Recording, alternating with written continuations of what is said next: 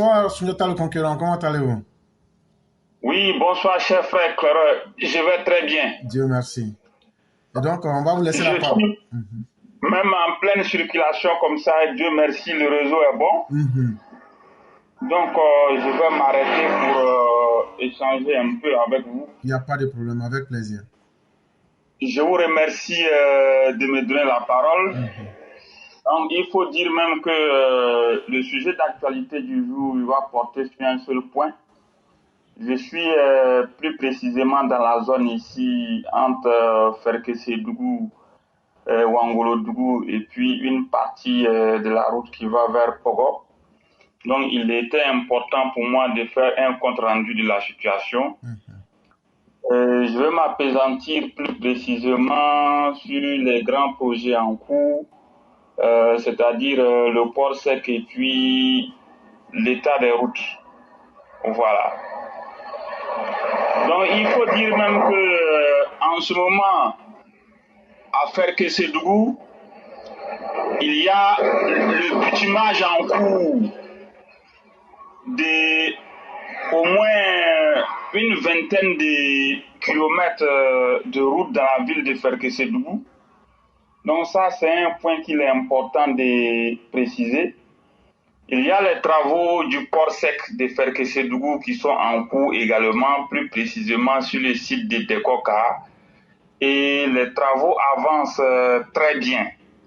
Nous remercions vivement le gouvernement et c'est un projet d'envergure qui va créer à long terme 70 000 emplois directs et indirects. Donc vous voyez ce que ça fait. Dans un premier temps, le gouvernement il a dû déplacer les villageois qui étaient sur les sites en construisant pour eux des maisons qui sont bien visibles lorsqu'on est sur la route qui mène vers Ouangolodougou. Et il faut aussi préciser que les mêmes villageois ils ont été dédommagés avant le début des travaux.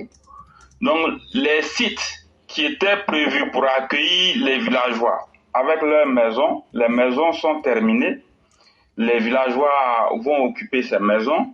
Les villageois ont été dédommagés et les travaux ont bel et bien commencé. Les travaux vont se poursuivre. Les travaux prendront le temps nécessaire. Je crois que c'est au moins 3 ans, mais les travaux vont finir par être achevés un jour pour le bonheur de tous. Et ça va créer au moins 70 000 emplois directs et indirects, comme je l'ai dit. Maintenant, lorsqu'on prend la route de Ferkessédougou pour aller à Ouangolodougou, il faut aussi préciser que la construction de cette route-là est terminée. Ça vaut maintenant 9 ans. Voilà, puisque ça vaut même les 10 ans. Puisque les travaux de cette route, je crois, ont été effectués entre 2013 et 2014. La route Ferkessédougou-Ouangolodougou. Mais 10 ans après, en tout cas, l'état de la chaussée et du trottoir, en tout cas, l'état de la route est assez bon. L'état de la route est assez bon. Voilà. La chaussée est toujours bonne. Sauf que par endroit, il y a quelques nids de poules et par endroit, parfois la route a légèrement perdu le niveau. Donc, il est important de les préciser pour que les structures compétentes songent à venir fermer les nids de poules pour le bonheur des usagers de la route. Maintenant, plus précisément, dans la ville de Ouangolodougou, il y a 5 ans de cela, lorsque j'étais de passage, plus précisément en 2019, les travaux de bitumage étaient en cours dans la ville. Il y avait un certain nombre de kilomètres de route à bitumer dans la ville de Ouangolodougou. Voilà. Donc aujourd'hui, je peux faire le constat que le travail a été très bien fait. Les routes dans la ville de Ouangolodougou ont été bitumées et le bitume est de très bonne qualité. Maintenant, sur l'autre parcours qui part de Ouangolodougou pour aller à Diawala jusqu'à la frontière du Mali, moi-même, j'ai tenu à effectuer une partie du trajet pour me faire une nette idée de la situation et on peut constater effectivement que ce que les gens disent, c'est une réalité. La route n'est vraiment pas en bon état. Voilà, la route est entrecoupée à plusieurs niveaux. Bon, ce sont les villageois et les bonnes volontés qui renforcent la chaussée avec le sable rouge à plusieurs endroits. Vraiment, la route n'est pas en bon état. La circulation n'est pas facile non plus.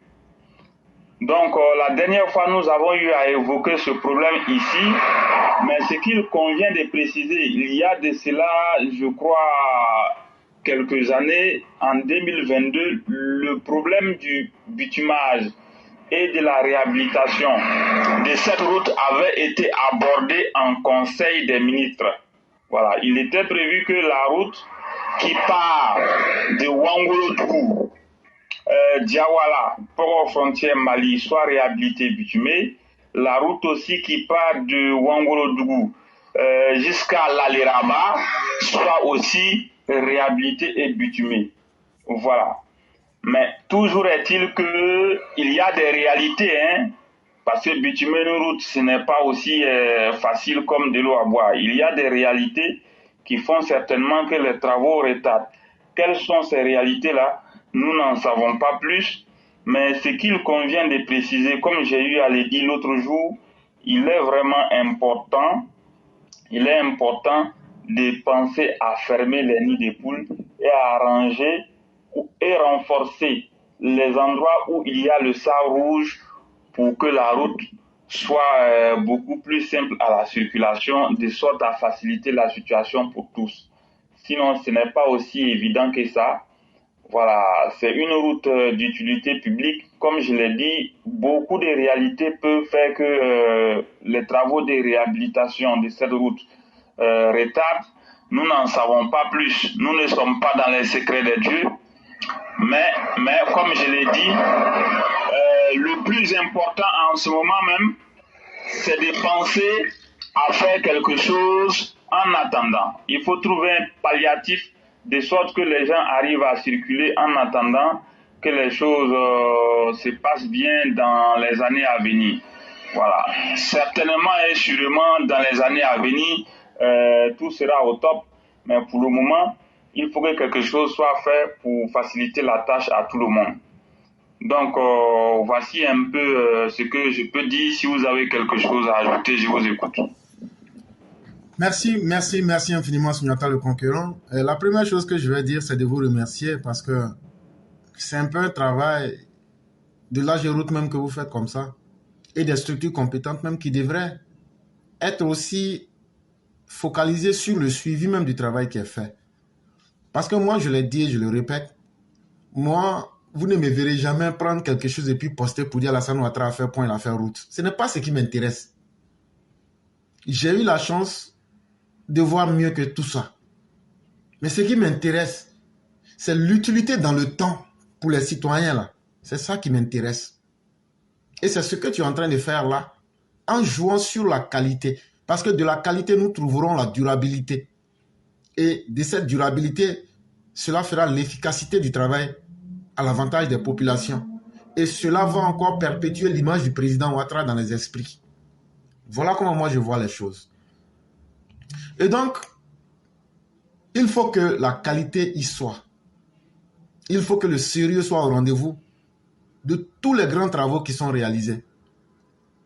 Mais les structures qui devraient être là pour suivre le travail, avec les feuilles de route, et essayer d'amener ceux qui ont fait les travaux pour corriger là où il y a des défauts, si malheureusement ces structures ne font pas le travail, et que ce sont des citoyens lambda comme vous qui faites le travail, vraiment nous vous tirons le chapeau et nous vous disons merci. Et nous disons comme ça que dans la communication du RHDP et des Ivoiriens, des citoyens lambda doivent être capables de se lever et de signaler aussi les manquements ou bien les éléments qui leur manquent dans leurs différentes régions. Je crois bien que c'est aux États-Unis, mais c'est quelque part en Europe, je ne sais plus.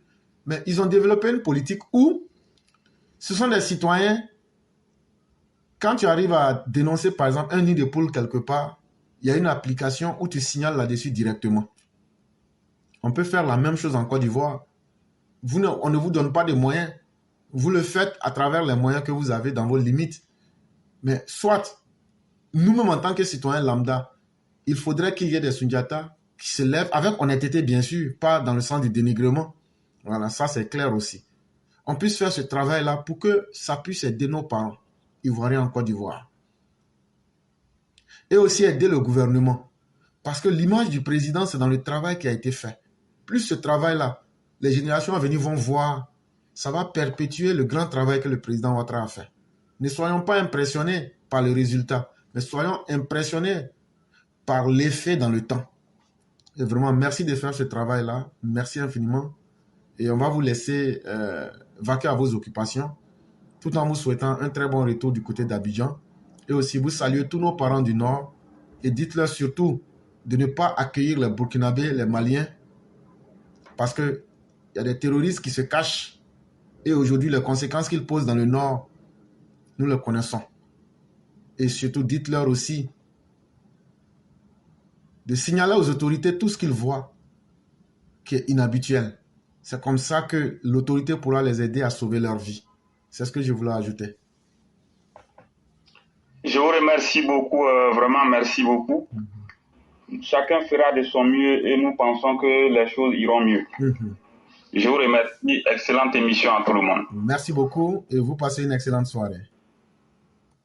Nos autorités, notamment les communicants, il y a un aspect important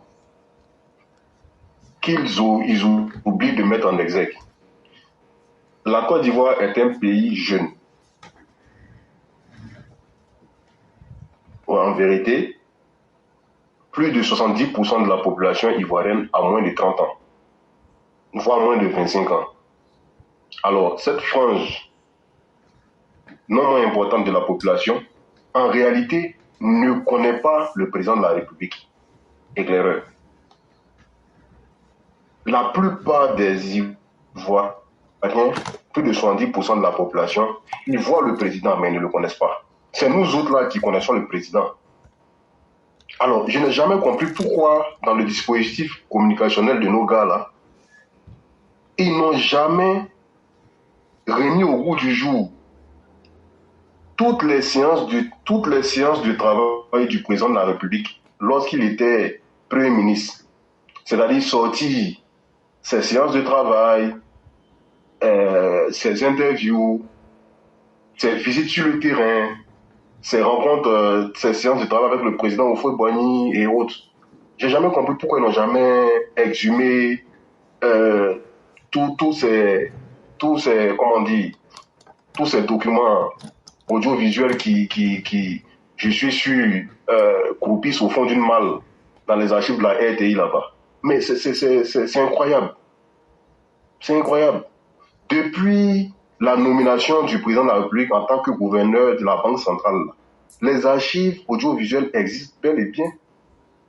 Mais ça vous coûte quoi de sortir ces archives-là, de les regrouper et d'en faire un documentaire ou bien, je ne sais pas, une édition spéciale ou bien de temps en temps faire passer des capsules où on montre les séances de travail du président lorsqu'il était gouverneur de la Banque centrale jusqu'à ce qu'il soit président du comité interministériel.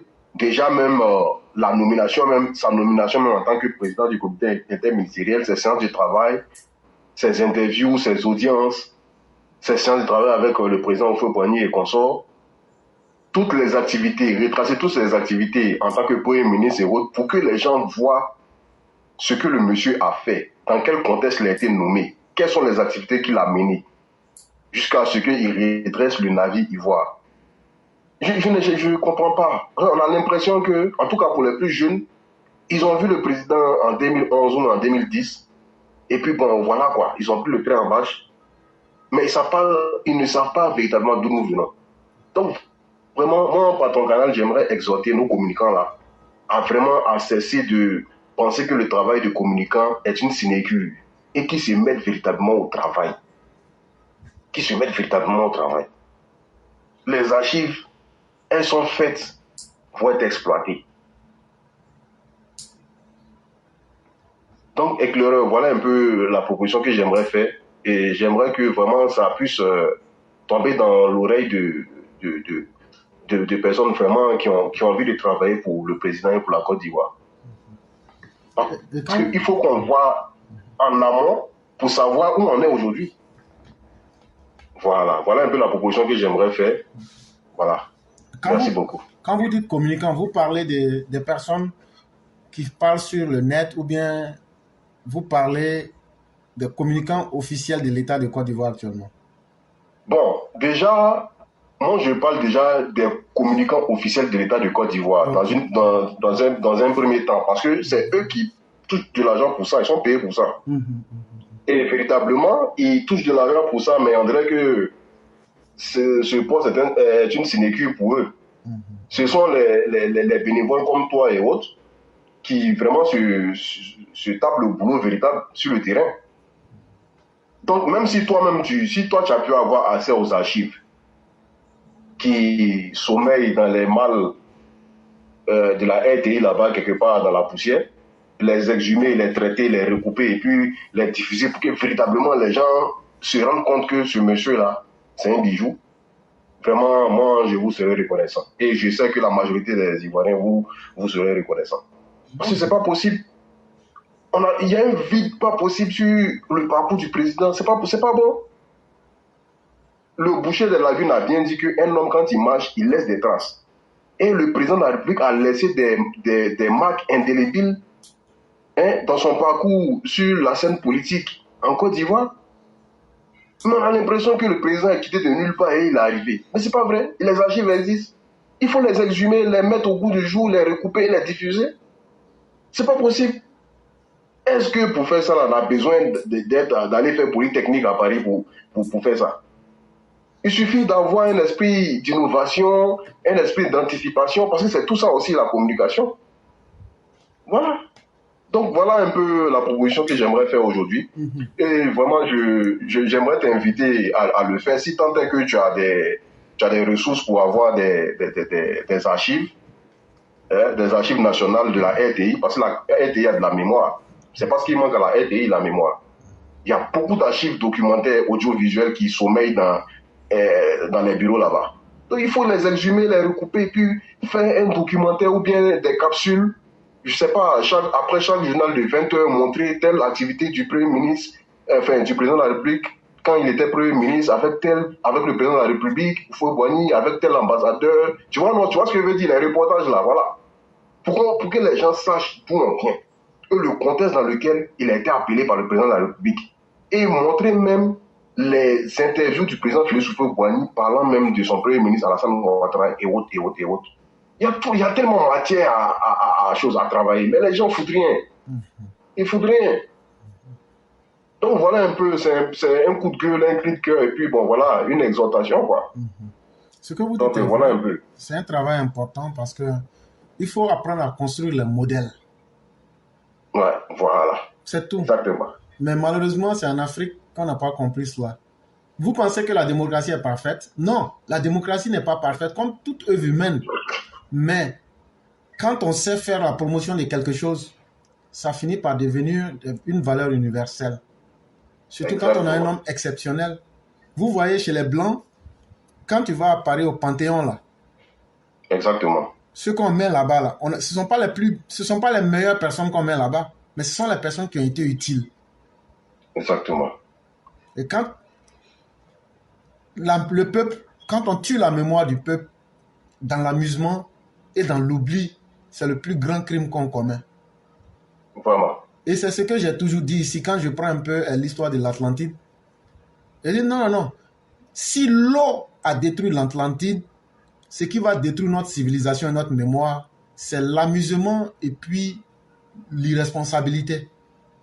C'est-à-dire qu'aujourd'hui, on ne prend rien au sérieux. On laisse les événements venir et puis on se dit, bon, chaque chose va venir comme elle doit venir et puis ça s'arrête à ça, quoi. On ne prend pas le temps de donner l'importance aux événements. Et c'est dangereux. C'est pas pourquoi c'est pas exploité. Franchement. C'est dangereux. Si on ne fait pas attention, un jour, on va laisser les nouvelles générations. Elles auront tout perdu parce qu'elles ne sauront pas où aller pour se ressourcer. Et ce que vous dites est très important. Les jeunes, ils n'ont pas de repère temporel, hein. Ils n'ont aucun repère temporel. C'est-à-dire, ils se basent sur ce qu'on leur dit. Mais de façon audiovisuelle, les documents, hein, même comme une dose d'informations, d'archives. Mais les gens, vraiment, ils foutent rien. Ils foutent rien.